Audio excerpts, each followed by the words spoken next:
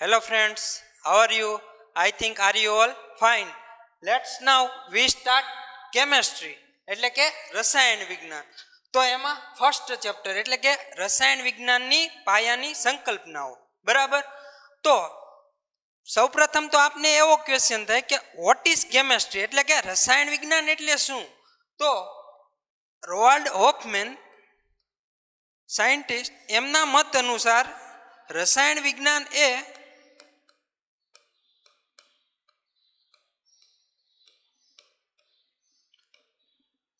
સો જેટલા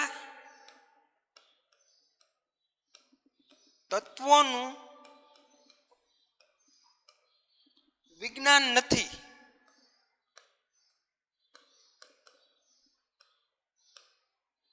પરંતુ તેમાંથી રચના પામતા અસંખ્ય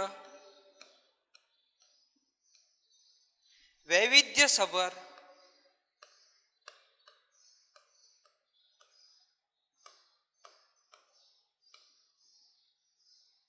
અણુઓનું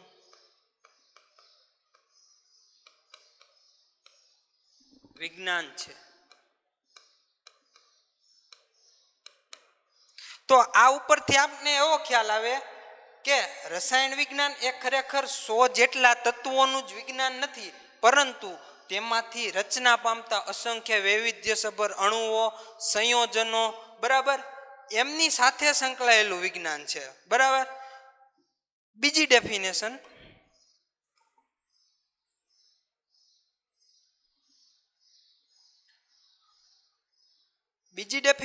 એવું કે છે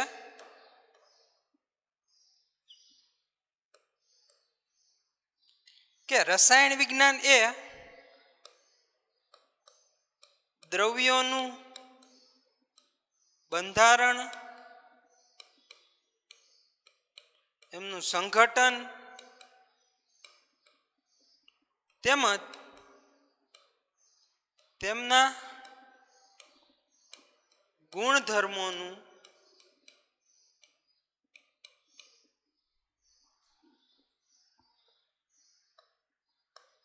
વિજ્ઞાન છે. બરાબર. તો દ્રવ્યોનું બંધારણ, એમનું સંઘટન તેમજ તેમના ગુણધર્મોનું વિજ્ઞાન અથવા તો તેમની સાથે સંકળાયેલું. તો ખરેખર આપને એવો ક્વેશ્ચન થાય કે દ્રવ્ય એટલે શું? બરાબર. તો દ્રવ્ય એટલે કે જેમને ચોક્કસ કોઈ દળ છે તેમજ તે કોઈ ચોક્કસ જગ્યા રોકે છે. બરાબર. માનો કે આ પેન છે તો એમને કોઈ ચોક્કસ દળ છે. બરાબર.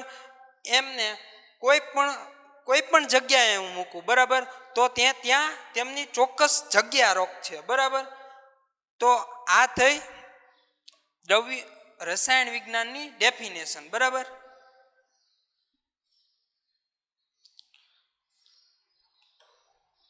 નાવ હવે આપણે એમની ઉપયોગિતાઓ, ઇમ્પોર્ટન્સ, બરાબર, કે ખરેખર રસાયણ વિજ્ઞાન એ આપણને કેવી રીતે ઉપયોગી થાય છે. બરાબર. તો એમની અગત્યતાઓ,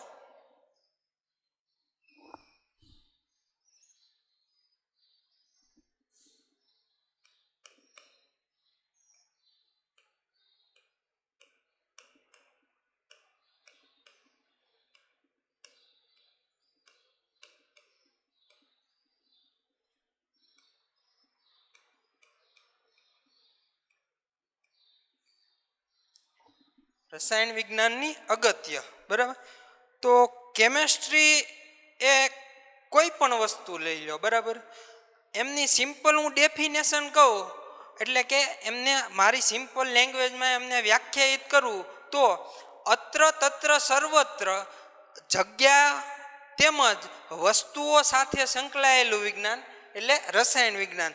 દાખલા તરીકે આપણે આ પેન છે અથવા તો નાનામાં નાનો, બરાબર, એક્ઝામ્પલ લઈએ તો સોયથી માંડીને કોઈ પણ મોટી વસ્તુ, બરાબર, એમાં કોઈકના કોઈક અંશે રસાયણ વિજ્ઞાન સંકળાયેલું જરૂર છે. બરાબર.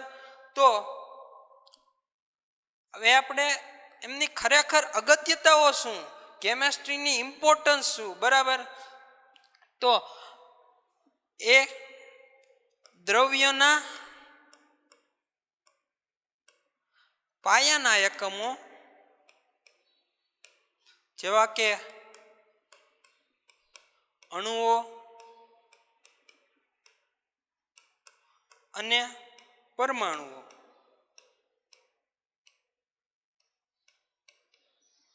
બરાબર.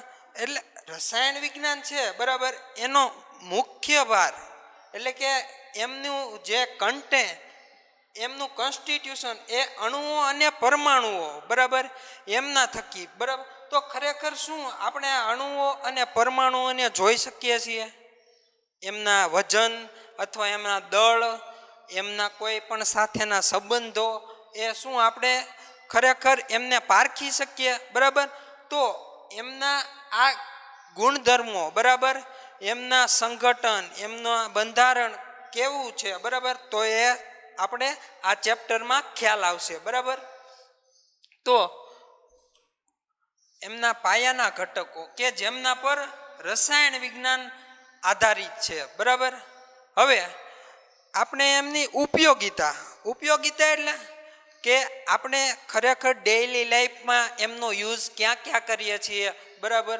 તો સિમ્પલ એક્ઝામ્પલ કે સવારે આપણે ઉઠીએ બરાબર, ત્યાંથી માંડીને સાંજે સૂઈએ ત્યાં સુધીમાં આપણે ઘણી બધી એવી વસ્તુઓ, એવી પ્રક્રિયાઓ કરીએ છીએ કે જેમાં રસાયણ વિજ્ઞાન સંકળાયેલું છે. દાખલા તરીકે સવારે આપણે ઉઠીએ ત્યારે સૌ પ્રથમ તો આપણે બ્રશ કરીએ બરાબર. તો બ્રશ એટલે જે ટૂથપેસ્ટનો ઉપયોગ કરીએ બરાબર, તો એ ખરેખર છે શું?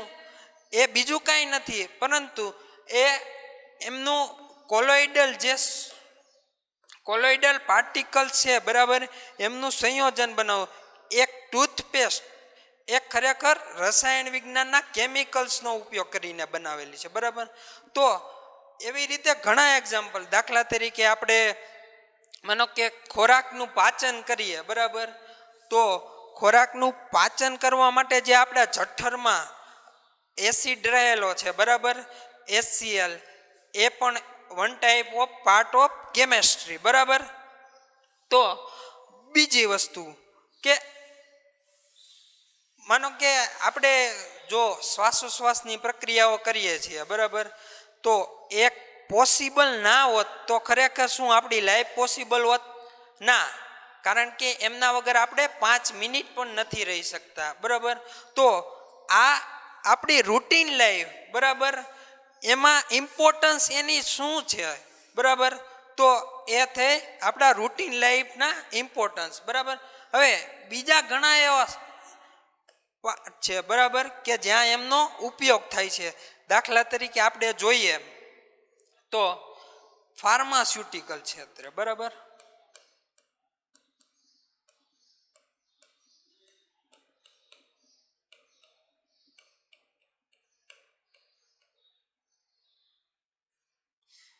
ફાર્માસ્યુટિકલ છે એટલે કે મેડિસિનલ દવાઓ કે જે આપણને બીમારીઓથી લડવા માટે ખૂબ ઉપયોગી છે બરાબર. તો ફાર્માસ્યુટિકલ ક્ષેત્રે રસાયણ વિજ્ઞાન એ એટલી બધી એમની અગત્યતા છે કે વાત ના પૂછો બરાબર.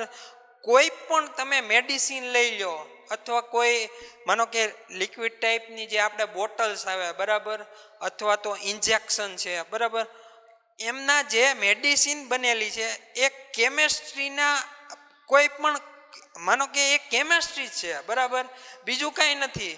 એ એમના સોલ્યુશનો, એમના સંયોજનો બરાબર એમાંથી જ બનેલી છે. તો આ માનો કે એવી ઘણી ઇમ્પોર્ટન્સ બરાબર. દાખલા તરીકે સિમ્પલ એક્ઝામ્પલ કે અત્યારે જે ભયંકર બીમારી જેવી કે કેન્સર છે બરાબર, તો આજથી માનો કે 100, 200 અથવા 500 વર્ષ પહેલાં એવી કોઈ દવાઓ હતી કે જેમનાથી આપને તરત રિકવરી મળી જાય બરાબર? ના, ત્યારે હતી બરાબર ઔષધિઓ, જે ઋષિમુનિઓ એમનો ઉપયોગ કરતા બરાબર, પણ એટલું સચોટ અને ઝડપથી પરિણામ નહોતું મળતું બરાબર. જે આજે શક્ય છે એ કોના આભારી છે? ખરેખર કેમેસ્ટ્રીને જ આભારી છે. તો એમની દવાઓ જેવી કે કેન્સર માટે કઈ દવાઓ ઉપયોગી થાય? તો ટેક્સોલ અને સિસ્પ્લેટિન. આ બંને મેડિસિનના કારણે આપણે કેન્સરની સારવાર એકદમ સરળ, ઝડપી અને સચોટ થાય છે. બરાબર. બીજી ઘણી એવી દવાઓ મેડિસિન એઇડ્સ છે. બરાબર. એ પણ એક ભયંકર બીમારી છે. બરાબર. તો એમનું નિરાકરણ આપણે એઝિટેડ એઝેટી બરાબર એટલે કે એઝિડો થાયામિડિન. આ મેડિસિનના કારણે આપણે એઇડ્સની પણ સારવાર કરી શકીએ. બરાબર. તો આવી ઘણા પ્રકારે, દાખલા તરીકે આપને સિમ્પલ જ્યારે આપને માથું દુખતું હોય અથવા તો તાવ આવતો હોય, બરાબર, તો આપણે એમ કહીએ કે ચાલો ને એક પેરાસિટામોલની ગોળી લઈ લઉં. બરાબર. તો એ પેરાસિટામોલ એ પણ એકચ્યુઅલી છે શું, એ પણ વન ટાઈપ ઓફ કેમેસ્ટ્રી છે. બરાબર. એમના સંયોજનોની બનેલી જ મેડિસિન છે. તો ફાર્માસ્યુટિકલ ક્ષેત્રમાં તમે કોઈ પણ વસ્તુ લઈ લો. બરાબર. મેડિસિનથી માંડીને નાનામાં નાની કોઈ પણ વસ્તુ, એમાં રસાયણ વિજ્ઞાનનો ખૂબ જ ઇમ્પોર્ટન્સ છે. બરાબર. ત્યારબાદ આપણે જોઈએ તો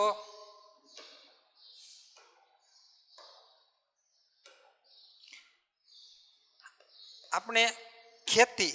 બરાબર.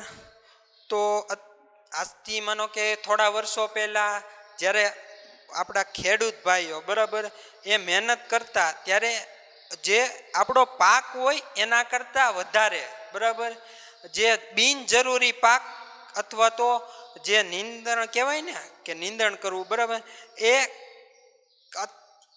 થોડા વર્ષો પહેલા જ્યારે માનો કે ખાતરો અથવા કીટનાશક દવાઓ, બરાબર, એમ નહોતી બનતી. બરાબર.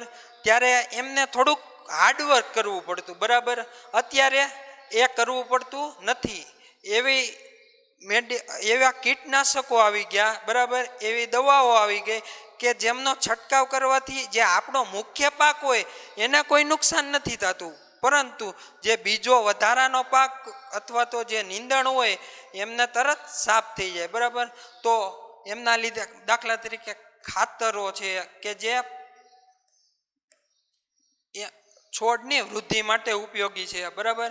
કીટનાશકો કે જે નીંદણો એમના માટે ઉપયોગી છે. બરાબર. તો એ આપણી ખેતી. બરાબર. ભારત ખેતી પ્રધાન દેશ છે. બરાબર. તો એમને કહેવાય ને કે બહુ હાર્ડવર્ક ના કરવું, એમના માટેના જે આ બધા પાયાના માનો કે જે દવાઓ રસાયણો બનાવેલા છે. બરાબર.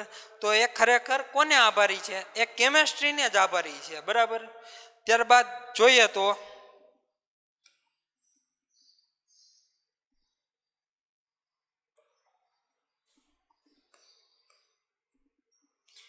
તો ઘણી આપણા માટે તેમજ આપણે કોઈ પણ દેશ, બરાબર, માનો કે કોઈ કન્ટ્રી છે. બરાબર.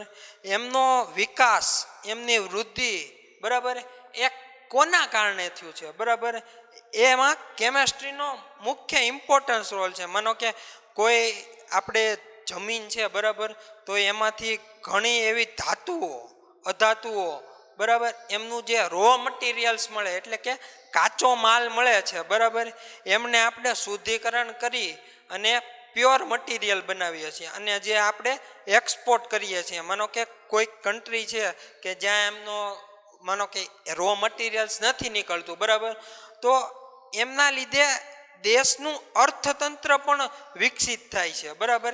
ખરેખર ઘણી મેડિસિન પણ છે. બરાબર. એ પણ મોકલવાથી. બરાબર. તો આ રીતે દેશનો પણ વિકાસ કેમેસ્ટ્રીને આભારી છે. બરાબર. ત્યારબાદ હવે એક વસ્તુ યાદ રાખજો કે જેમ કોઈ પણ વસ્તુ હોય, બરાબર, એમની જેમ ઉપયોગિતાઓ હોય ત્યાં તો એમના ફાયદા હોય. બરાબર. એમ એની સામે એમના ગેરફાયદાઓ પણ હોય છે. જેમ સિક્કાની બે બાજુ હોય બરાબર, એવી રીતે કોઈ પણ વસ્તુની બે બાજુ હોય છે.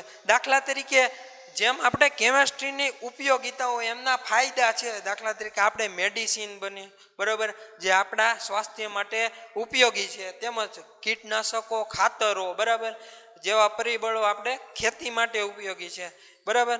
તો એમની થોડા ગેરફાયદાઓ પણ હોય. દાખલા તરીકે આપણે જે રેફ્રિજરેટરમાં આપણે CFC ક્લોરોફ્લોરો કાર્બન બરાબર આમનો યુઝ કરીએ છીએ બરાબર, તો આ ગેસ અથવા બરાબર એ આપણા ઓઝોન લેયર છે બરાબર, આપણા પર્યાવરણમાં એમનું ક્ષયન કરે છે, એટલે કે એમનો વિખંડન કરે, એમાં ભંગાણ કરે છે, ઓઝોનનું ભંગાણ કરે બરાબર. તો એમનું ભંગાણ થવાથી શું થાય બરાબર, એમને ખરેખર એનાથી આપને શું થશે, જે સૂર્ય ઉપરથી આપને પારજાંબલી કિરણો આવે છે બરાબર, કે જે ડાયરેક્ટ પૃથ્વી ઉપર પડે છે, એ પારજાંબલી કિરણો ઓઝોન લેયર છે બરાબર એ એબ્સોર્બ કરી લે છે બરાબર, અને જે એમની તીવ્રતા છે બરાબર એમને સાવ ઘટાડી નાખે, જેથી કરીને એ આપણી સ્કિન છે બરાબર કે કોઈ પણ સજીવ લાઈફને એ હેઝાર્ડસ નથી, એટલે કે એમને કોઈ ખતરો નથી બરાબર. પણ જો ઓઝોન લેયરનું ભંગાણ થાય તો એ ડાયરેક્ટ જે પારજાંબલી કિરણો યુવી રેઝ બરાબર એ આપણી પર પડે, આપણી સજીવ સૃષ્ટિ પર પડે, તો એના કારણે ઘણા બધા ડિઝીઝ જેવા કે ચામડીના બરાબર એવા ઘણા ડિઝીઝ થાય છે. તો એ CFCના લીધે ઓઝોનનું ભંગાણ થાય, જે આપને નુકસાનકારક છે બરાબર. તો એવું પણ નથી કહેતો કે રસાયણ વિજ્ઞાન કેમેસ્ટ્રી જે ગેરફાયદાઓ કરે છે બરાબર એમનું નિવારણ નથી કરી શકતો, ખરેખર એ કરી પણ શકે છે. હવે એમના માટે જોઈએ તો જે HFC 134A બરાબર, જે આમનો ઉપયોગ કરવાથી ક્લોરોફ્લોરો કાર્બનના જગ્યાએ આમનો ઉપયોગ કરવાથી આપણને જે ઓઝોન લેયરમાં જે ભંગાણ થતું હતું બરાબર એમનાથી આપને રાહત મળે બરાબર, કે એ ઓઝોન લેયરને હાનિકારક નથી બરાબર. તો આપણે એમ કહી શકીએ જેમ એના ગેરફાયદાઓ છે બરાબર, એમના નિવારણ માટે પણ એમના ફાયદાઓ પણ છે બરાબર. તો આ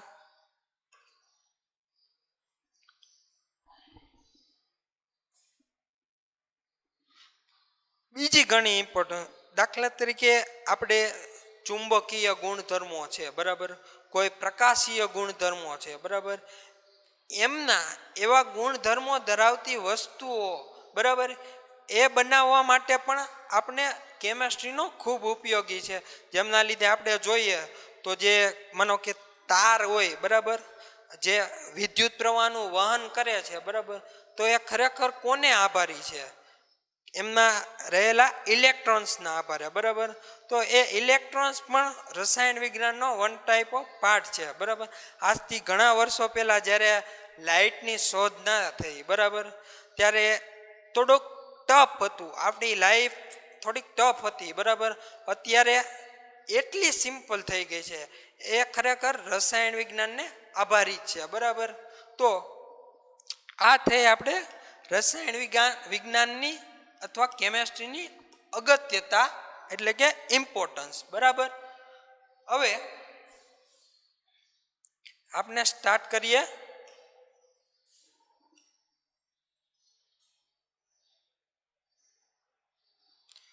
દ્રવ્યનો સ્વભાવ.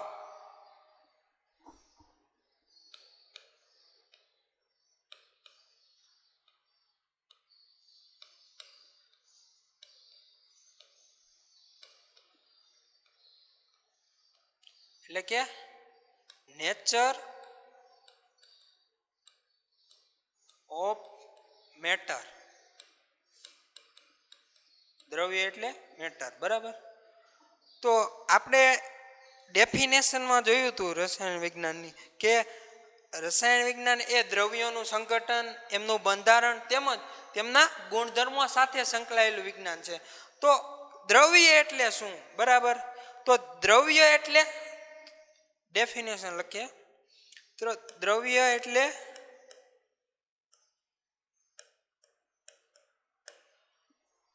કોઈ પણ એવી વસ્તુ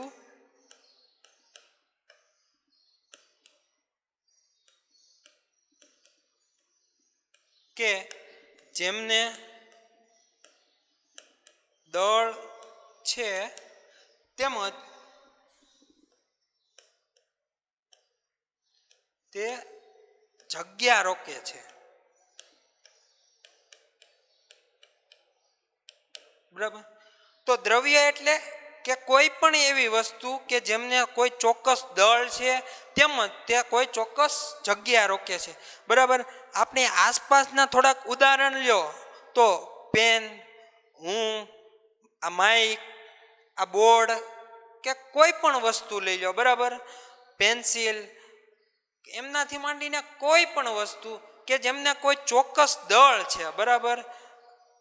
દળ તેમજ તે કોઈ ચોક્કસ જગ્યા રોકે છે. બરાબર. આ પેન છે તો અમારા હાથમાં છે. બરાબર.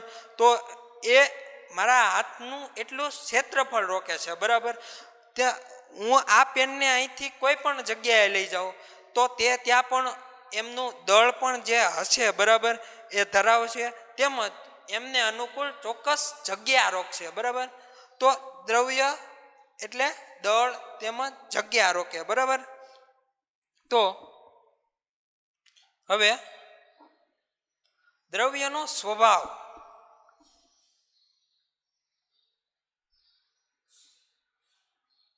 ખરેખર દ્રવ્યના સ્વભાવ કેટલા? બરાબર. તો એમની દ્રવ્યની અમુક અવસ્થાઓ છે. બરાબર. જેવી કે એમના ભૌતિક અવસ્થાઓ તેમજ તેમની અમુક રાસાયણિક બંધારણના આધારે અવસ્થાઓ છે. બરાબર. તો આપણે ડિસ્કશન કરીએ રસાયણ દ્રવ્યનો સ્વભાવ એટલે એમની અવસ્થાઓ. Two type. પહેલા તો આપણે જોઈએ દ્રવ્યની મુખ્ય ભૌતિક અવસ્થાઓ. તો દ્રવ્યની મુખ્ય ત્રણ અવસ્થાઓ કે જે આપણે શીખી ગયા છીએ: ઘન, પ્રવાહી અને વાયુ. એટલે કે સોલિડ, લિક્વિડ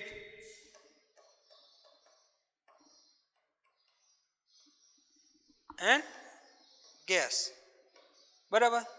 તો આ થઈ દ્રવ્યની મુખ્ય ત્રણ અવસ્થાઓ: ઘન, પ્રવાહી અને વાયુ. બરાબર. તો આ માનો કે આપણા સિલેબસમાં અથવા તો આપણા બુકમાં જ આપેલી. બરાબર. પણ દ્રવ્યની ખરેખર 7 અવસ્થાઓ છે. બરાબર. કેટલી? 7 અવસ્થાઓ. એ આપણે ઉપયોગી તો નથી પણ હું તમને જરાક જાણકારી માટે કહી દઉં. તો જે ચોથી અવસ્થા છે બરાબર તો એ છે પ્લાઝમા. બરાબર. પાંચમી અવસ્થા છે ફર્મિયોનિક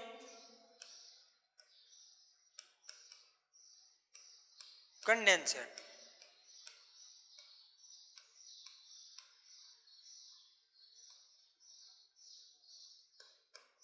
છઠ્ઠી અવસ્થા બોઝ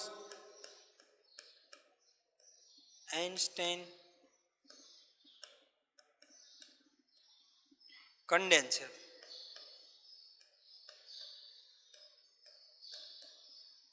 અને લાસ્ટ સાતમી અવસ્થા ક્વાર્ક ક્લાઉન પ્લાઝમા.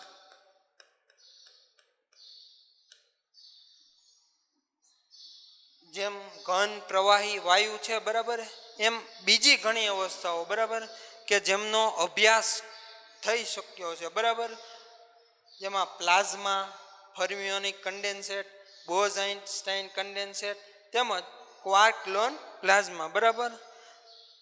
તો આ આપણા માટે યાદ રાખવા જેવી બાબતો છે. હવે આપણે એમની મુખ્ય 3 અવસ્થાઓ બરાબર એમના વિશે અભ્યાસ કરીએ. તો આપણે સ્ટાર્ટ કરીએ.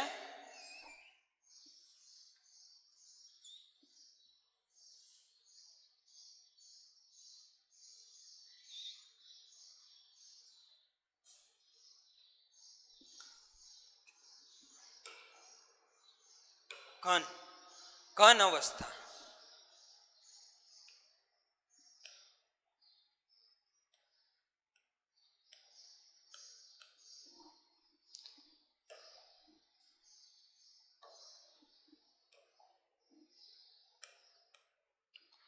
તો ઘન અવસ્થા બરાબર તો એની ડેફિનેશન લખીએ કે જેમને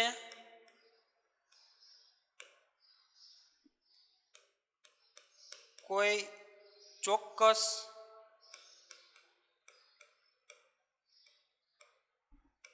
કદ છે તેમજ ચોક્કસ આકાર ધરાવે છે.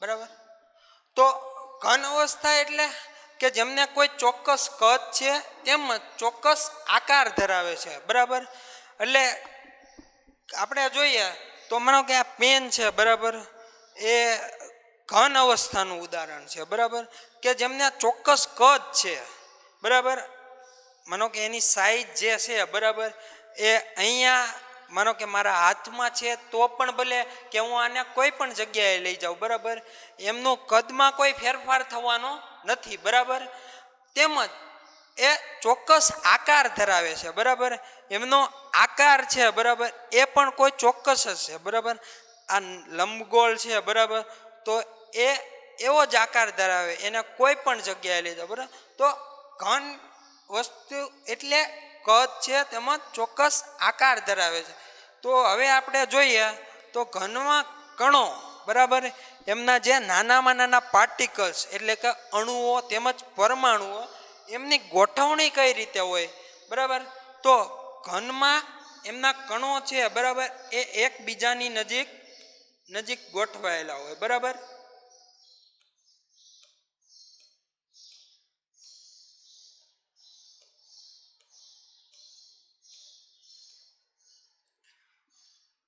એમના કણો એકબીજાની ખૂબ જ નજીક ગોઠવાયેલા હોય છે. બરાબર એક કોના કારણે કારણ કે એમના વચ્ચે બે કણો વચ્ચે લાગતું આંતરઆણવીય આકર્ષણ બળ.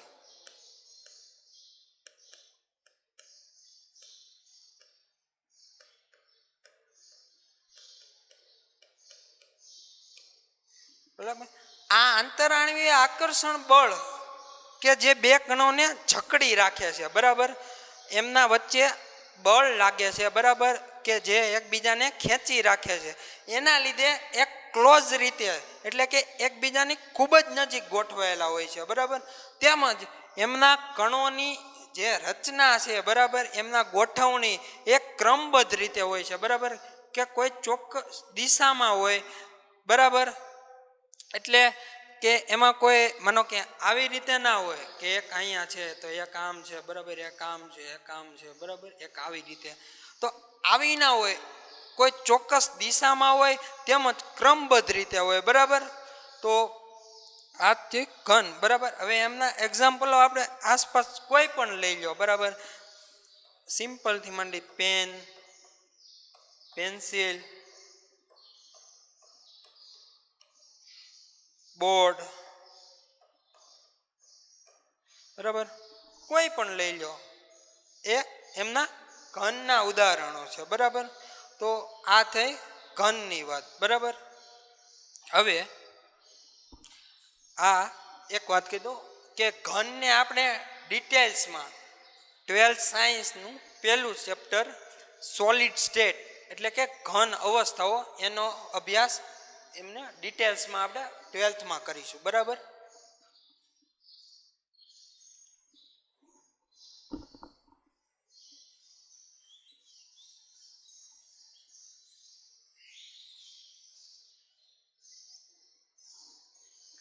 હવે બીજી અવસ્થા એટલે કે પ્રવાહી.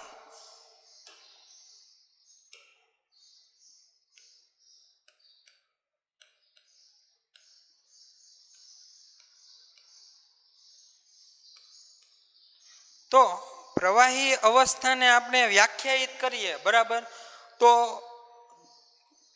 એવી અવસ્થા કે જેમને ચોક્કસ કદ છે પરંતુ ચોક્કસ આકાર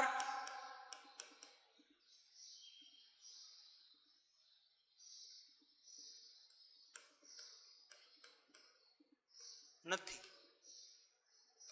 બરાબર, એટલે કે પ્રવાહી અવસ્થા એટલે કે એમને ચોક્કસ કદ છે બરાબર, પરંતુ એમને ચોક્કસ આકાર નથી, એટલે કે એમના આકારમાં ફેરફાર થતા હોય છે બરાબર.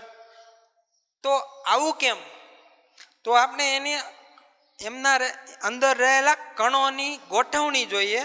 તો પ્રવાહી અવસ્થામાં કણો થોડા થોડા દૂર, ઘન અવસ્થાની સાપેક્ષમાં એ થોડા દૂર ગોઠવાયેલા હોય બરાબર.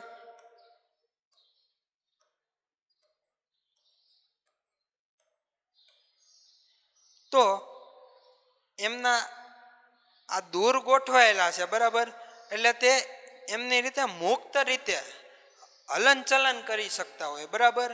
એમના વચ્ચેનું જે આ આંતર આણવીય આકર્ષણ બળ છે બરાબર, કે જે એકબીજાને જકડી રાખે છે બરાબર, તો એ આંતર આણવીય આકર્ષણ બળ એ ઓછું હોય, ઘનની સાપેક્ષમાં થોડુંક ઓછું હોય બરાબર. તો એમના લીધે એ મુક્ત રીતે હલનચલન કરી શકતા હોય બરાબર. તેમજ એમના જે ગુણધર્મો છે બરાબર, દાખલા તરીકે હવે એ વાત કરીએ કે એમનું આકાર કેમ ફિક્સ નથી, એટલે કે એમના આકારમાં કેમ ફેરફાર થાય છે બરાબર. તો આપણે સિમ્પલ ઉદાહરણ લઈએ. તો હું એક ગ્લાસ લઉં બરાબર, એમાં હું માનો કે પાણી કે જે પ્રવાહી છે બરાબર, પાણી ટાઈપ જે લિક્વિડ હોય બરાબર, એ બધા પ્રવાહી. તો એમનો માનો કે મેં આમાં 1 લીટર પાણી લીધું બરાબર, 1 લીટર ગ્લાસમાં લીધું છે બરાબર. તો હવે હું આ ગ્લાસમાંથી 1 લીટર પાણી હું કોઈ બીજા પાત્રમાં ટ્રાન્સફર કરું બરાબર. દાખલા તરીકે હું આવા નળાકાર કોઈ નળાકાર શેપવાળું પાત્ર લઈ લઉં બરાબર. તો જ્યારે હું 1 લીટર આમાં ટ્રાન્સફર કરીશ બરાબર, ત્યારે એમનું જે કદ છે બરાબર, 1 લીટર પાણી એટલે એમનું કદ છે બરાબર, એમાં કોઈ ફેરફાર નહીં થાય. એટલે કે જે 1 લીટર આમાં છે બરાબર, એ આમાં પણ 1 લીટર જ છે બરાબર, પરંતુ એમનો જે આકાર આમાં જેવો આકાર છે બરાબર, એ આમાં આકાર નહીં રહે. કેમ કે આ માનો કે ફ્લાસ્ક છે બરાબર, એમની જે ટોચ છે એ સાવ પતલી, તેમજ એનો બોટમ એટલે કે નીચેનો પાર્ટ છે બરાબર, એ થોડોક પહોળો હોય બરાબર. તો એમના જેવો આકાર ધારણ કરશે બરાબર. તો આપને વ્યાખ્યા ઉપરથી અને આ ઉદાહરણ પરથી ખ્યાલ આવે કે એમનું જે કદ છે બરાબર, 1 લીટર, એ એમનો ફેરફાર કરતાં પણ માનો કે એને હું કોઈ બીજા પાત્રમાં લઈ જાઉં બરાબર, અથવા તો નીચે ઢોળી દઉં, તો પણ એ એમનો આકાર એવો ધારણ કરશે બરાબર. તો એમના કદમાં કોઈ ફેરફાર નથી થતો, પરંતુ એમનો આકારમાં ચોક્કસ ફેરફાર થાય છે બરાબર.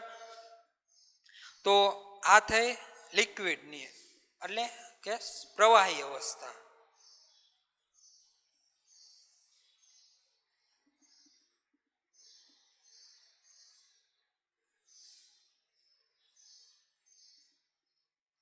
હવે આપણે ત્રીજી અવસ્થા એટલે કે વાયુ અવસ્થા.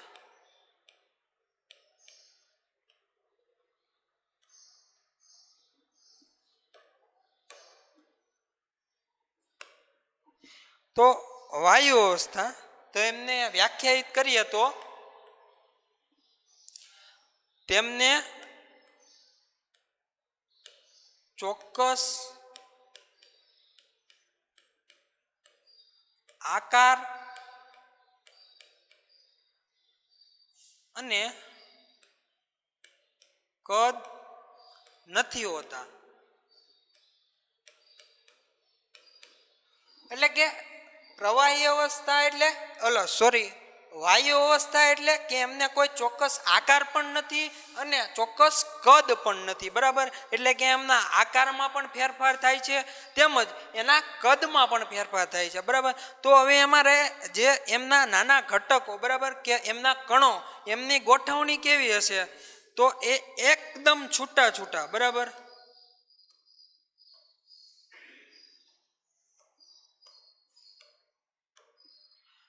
ઘન તેમજ પ્રવાહી એ બંને અવસ્થાઓ કરતા એમના જે કણો હશે, બરાબર, એમની ગોઠવણી હશે, બરાબર, એ એકદમ છૂટી છૂટી હશે.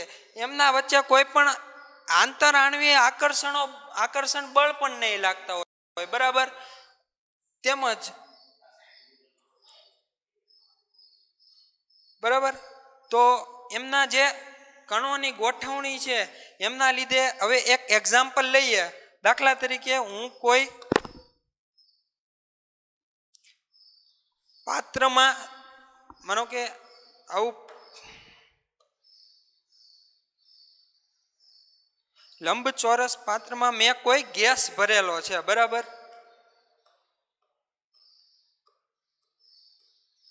તો આ ગેસ, માનો કે એમનું હું કદ માપવું થોડુંક અશક્ય છે. બરાબર, એટલે કે આમ માપી શકાય, પરંતુ આ ગેસ ભરેલો છે. બરાબર, હવે આ ગેસને હું કોઈ બીજા પાત્રમાં, દાખલા તરીકે કોઈ આવું પાત્ર લઈ લઉં. બરાબર, તો હું આ એટલે માનો કે આ થોડુંક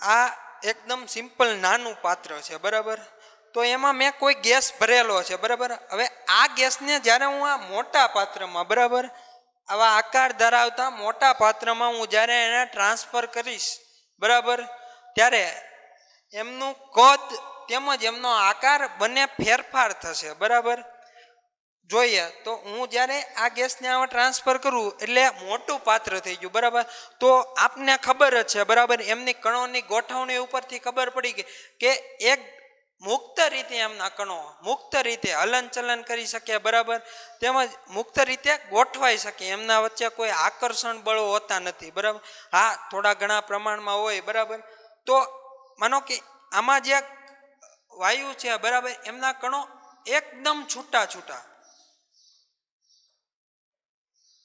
એટલે કે જ્યારે હું આને ટ્રાન્સફર કરીશ, બરાબર, ત્યારે સાવ છૂટા છૂટા ગોઠવાઈ જશે. એટલે આમનું જે આકાર હતો, બરાબર, એ આકાર એમના જેવો ધારણ કરી લે છે. જે પાત્રમાં એને તમે ભરશો, બરાબર, એમના જેવો આકાર ધારણ, તેમજ એમનું કદ છે. બરાબર, દાખલા તરીકે આ સ્મોલ નાનું પાત્ર હતું તો એમાં એમનું કદ એવડું હતું. બરાબર, જ્યારે હું એના મોટા પાત્રમાં લઈ જાઉં તો એ મોટા પાત્ર જેવો કદ ધારણ કરી લે. બરાબર, માનો કે એ જ વાયુને હું આ રૂમમાં છૂટો મૂકી દઉં તો એ રૂમમાં એમના જે કણો છે, બરાબર, એ ફેલાઈ જશે અને એમના જેવડું કદ ધારણ કરી લેશે. બરાબર, તો આ થઈ દ્રવ્યની મુખ્ય 3 અવસ્થાઓ. બરાબર, હવે દ્રવ્યના પ્રકાર.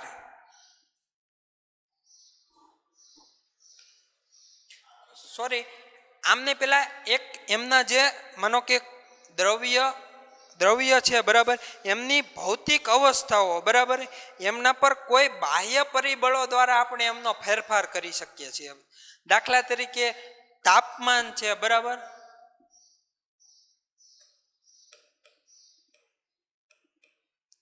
દબાણ,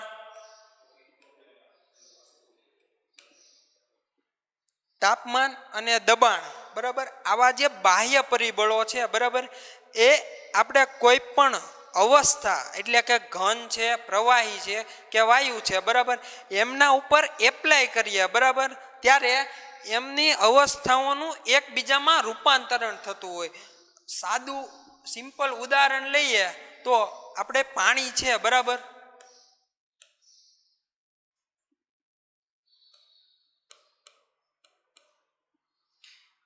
તો એ કઈ અવસ્થા લિક્વિડ એટલે કે પ્રવાહી અવસ્થામાં છે બરાબર પ્રવાહી અવસ્થામાં હવે આપણે જાણીએ છીએ કે એમને આપણે ગરમ કરીએ બરાબર એટલે કે એમના તાપમાનમાં વધારો કરીએ તો એમનું વરાળ સ્વરૂપમાં રૂપાંતરણ થાય છે બરાબર એટલે વરાળ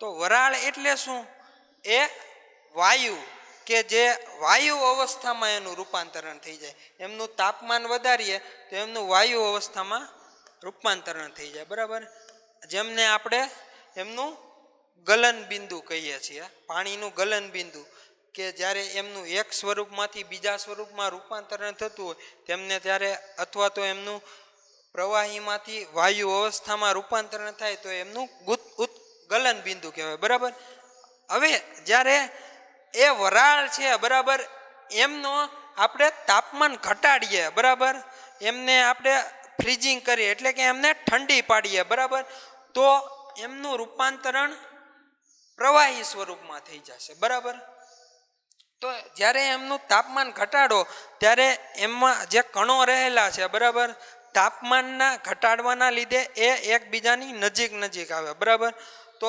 એમાંથી એમનું પ્રવાહી સ્વરૂપમાં રૂપાંતરણ થઈ જાય હવે જો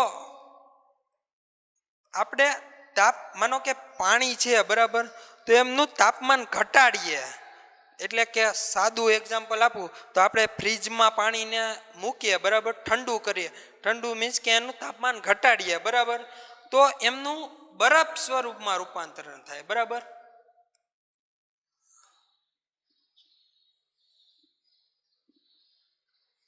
તાપમાન ઘટાડવાનું છે બરાબર તો એ બરફમાં રૂપાંતરિત થઈ જશે બરાબર તો બરફ એ કઈ અવસ્થા છે એટલે ઘન અવસ્થા છે બરાબર તો પાણીનું તાપમાન ઘટાડતા એમનું બરફમાં રૂપાંતરણ થઈ જાય છે બરાબર હવે એ જ બરફનું આપણે જ્યારે તાપમાન વધારીએ બરાબર એમને ગરમ કરીએ તો શું થશે તાપમાન વધારતા તો એમનું ફરીથી પાણીમાં રૂપાંતરણ થઈ જશે બરાબર એટલે કે એમનું પ્રવાહી સ્વરૂપ થઈ જશે બરાબર તો આ ઉપરથી આપને ખ્યાલ આવે કે દ્રવ્યની જે અવસ્થાઓ છે ભૌતિક અવસ્થાઓ બરાબર એમનું એકબીજામાં રૂપાંતરણ કોઈ બાહ્ય પરિબળો જેવા કે તાપમાન છે દબાણ છે એમાં ફેરફાર કરતાં એમનું એક સ્વરૂપમાંથી બીજા સ્વરૂપમાં રૂપાંતરણ થઈ જાય બરાબર તો આ થઈ આપણી દ્રવ્યની અવસ્થાઓ બરાબર તેમજ એમનું એક સ્વરૂપમાંથી એક અવસ્થામાંથી બીજા અવસ્થામાં થતું